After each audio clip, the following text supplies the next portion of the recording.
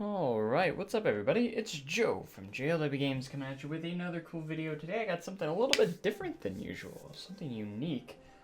So today I'm going to be showing you my nano coaster collection over the last few years. So if you don't know, coasterdynamix is this little company that makes these little models for roller coasters and stuff, and a lot of parks started selling them, which is really cool. So to give you guys an example, here's the first one I ever had. And that is Maverick from Cedar Point. So these are the little nano coasters. They're basically these little coaster models. They just kind of, you have to put them together and everything, and it just is pretty much the layout. And it's really nice, really kind of cool to have. And it's got the little logo and everything. This one's a little dusty. They do get a little bit dusty. I will say that they get dusty pretty easily at times. So it's probably a good idea to clean them. I don't clean them as much as I should. This one's really dusty because it's my old first one, and it was, since being my first one, I had a rough time putting it together. I'm actually I've been considering getting a new one, but you know, it still doesn't look bad. But yeah, this is my first one. I got Maverick from Cedar Point, so I picked this up at the park. Actually, I think Jesse bought it for me, I think, when we went to the park for the first time. So this is my very first nano coaster. So every time I go to a park, I usually try to pick a new one up, one or two of them up, every time I go to a new park, because most parks actually sell them on park, which is awesome. The only downside is they're about $30 each, so they do get a little bit pricey. You can buy them online too, but yeah, so this is my very first one. It was Maverick. I did have another one during that trip from Kings Island, actually two of them. So I did pick up Banshee as well. This one's like all silver. It doesn't actually have the colors. It's all silver. So this is Banshee from Kings Island at Mason, Ohio. The B&M invert, which is awesome. Again, it always usually has the logo on the little sign there. But yeah, you put them together. They can be a pain in the butt depending on which one you get. So alongside that one, I also got the Beast, which is nice, a really nice big spread out one. Some of them are smaller than others, but the Beast is pretty small just because of how spread out it is. See, if you have cats and stuff, you can, yeah, I'm sure you know the pain of how much cat fur gets everywhere. They get all over these things. But yeah, this is the Beast, and it's also in silver. It's not colored like most of them are. So I got that one, and the other Cedar Point one, after I went back to Cedar Point, I did get Steel Vengeance in 2018, so I did pick up this one as well, which is one of my favorite ones. It's pretty nice and big. I like the size of it. So like size comparison to like the Beast, like it's a lot bigger. It's taller, much bigger, like just overall size. So, but yeah, this is the Steel Vengeance one. The only downside to this one is it doesn't have the third lap. So the third piece of track that goes around, they kind of got lazy on that one just because it's on the inside of the track, but you know, they could have at least made it look like there was a third lap. But this one's really easy to put together too, so one of my favorites is Steel Vengeance, and it's my favorite coaster of all time. I mean, got the t-shirt and everything. So one of my newer ones that I got from Kings Island is actually this one right here, and this is Son of Beast. I noticed that they had this one. I've never gotten to ride this before it closed down. I heard it was a really rough ride, but I do like the model. I thought the model looked really good. So it's even got the vertical loop version. So this is before they take the vertical loop out. It was such an iconic part of the ride, so you'd think the model would have it. So another nice one. It was an easy one to put together as well. And I like this model. It's nice. It's pretty big, and it's really cool. I like it as well. So I picked up that one, and also my last visit this last year in 2020, I did pick up Orion as well, which is their new B&M Giga coaster, and this one is quite nice. I do like Orion. The size of it's pretty cool. I like putting together the actual support structure.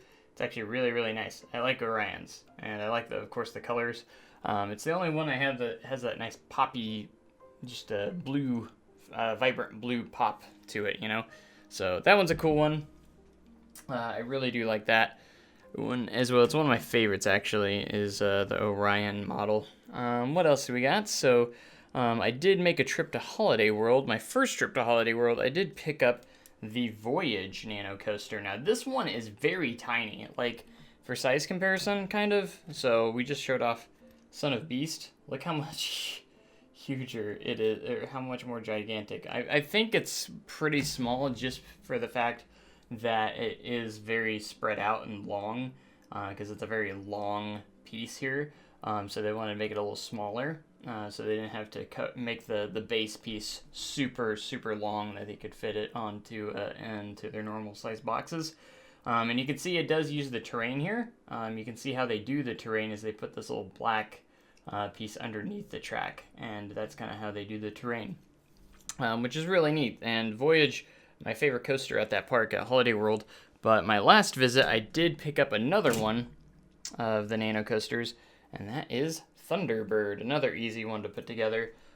So Thunderbird has its own one. It's got a big empty space in the middle, so it's kind of weird, but it's still a nice looking model for what it is. So I did pick up Thunderbirds last time I went to Holiday World, because we went in 2020 again as well.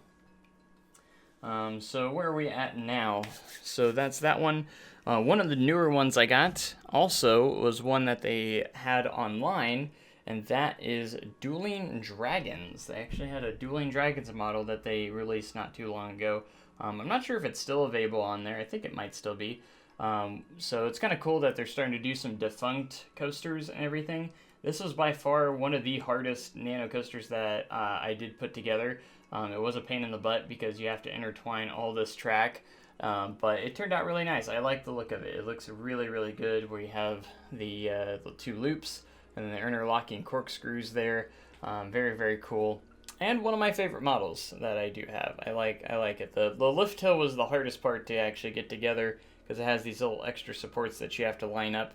And they don't really want to cooperate when you're putting it together. So it was quite an interesting one. And then this year, Silver Dollar City finally started doing some, and they actually did, I wish they would do more, but they do have two available, and that is Wildfire, the B&M sit-down. I really like it. It turned out really good. They did a good job with this one. And just visually, it looks nice. You know, Wildfire from Silver Dollar City, and of course, my baby, they also did Outlaw Run, which I was on quite a bit. I'm really happy because I did get discounts on both of these, and I only had to spend $20 on each of them, so I only ended up paying $40 for both of them. So Outlaw Runs, it actually does not use any terrain pieces on here. They actually get away without doing that, and it still looks good. You know, Outlaw Runs is actually pretty nice. I think they did a pretty good job with it. I wish it was a little bit bigger, but again, it has a pretty spread out layout, so I can understand why they decided to make it a little slow. Now, the newest ones I've got, and these are my last two to show off here, and these I just got for Christmas, so I'm really excited about these ones. So we have Nemesis from Alton Towers.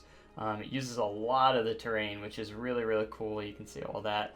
This was actually one of the hardest ones to put together for some reason. I had some trouble putting this one together, mainly because these little terrain pieces are a lot more stiff and they're a lot harder to bend when you do try to put them in place. But this is Nemesis at Alton Towers, a really nice model. It's actually really good. I like how much it uses the terrain, and one of the coasters that I really want to ride in real life that I've never ridden. And one of my newest additions that I'm really excited about was this one, and this is Tornado the Blast Coaster. They even have the tornado in there. Isn't that cool? The one defunct coaster that, my number one defunct coaster I think that I would like to ride, if I could resurrect, you know, any coaster, it would probably be this one, because I do want to ride. I wanted to ride it so bad. Such an iconic ride, and I never got the chance to ride it. I've never been to King's Dominion yet, so... but I did get the coaster model, and it looks pretty cool, and it was pretty easy to put together. This one was a pretty simple one, nothing too hard about it, but I do like this one quite a bit. So yeah, that is my coaster model collection, my nano coaster collection. So they're looking pretty cool. I'm liking them, and there's a couple more that I plan on getting. The next ones I plan on getting, because my next trip is probably going to be to Carowinds. So my next ones are probably going to be Fury 325, and I also want to get Copperhead Strike. So those are the two that I plan on picking up while I'm at that park. So yeah, really cool. These things are awesome. Again, a little bit on the pricier side than what I would want them to be, but they are very, very nice to have if you're a coaster enthusiast and you just want something to collect. You know, they're really, really a nice little thing to collect, because I usually try to pick up 1 to 2 every time I go on a new trip, and I usually try to collect as many as I can. So I usually try to pick my most favorite, or the favorite coasters. So like when I went to Holiday World, I went and got Voyage because it was my favorite coaster. And then when I went to back to Holiday World, I picked up Thunderbird because it was my second favorite there. So that's kind of how I am going along with this, you know, trying to stay on a good budget with it and everything, you know, as I just pick up as much as I can. And the Sodar City ones, I kind of wish they had Time Traveler or Powder Keg, or both. I wish they could pull those ones off maybe someday. So those would be awesome. But anyways, I would like to hear you guys in the comments. Oh gosh, focus on me. I would like to hear what you guys. What's your nano coaster collection? Which ones are you really wanting? Do you like any of the ones that I have? And what are some of the ones I should get if I ever go to some of the parks? You know, like if I go to Carowinds, which ones do you think I should get? Obviously, I'm set on Fury and Copperhead Strike. Fury for sure. And yeah, so what are the nano coasters that you want the most? Because I got some that I really want, but I'm pretty happy with the collection I have so far. They started doing these little coaster cutouts too, which look really interesting. They're just a little expensive, so I'm thinking about checking out some of those, but we'll see. But yeah, that's my nano coaster collection. I hope you guys enjoyed. Hit that comment section. Let's get discussing on some nano coasters. So again, just wanted to do a little bit of a different video today, because why not? You know, just mix it up a little bit. So I hope you guys enjoyed my nano coaster collection. I might do another follow-up video once I get maybe some more and check out some of my newer ones. But that's going to do it for this video. Make sure you guys have a great day and an even cooler tomorrow. I will catch you guys in the next video. Thanks, and goodbye.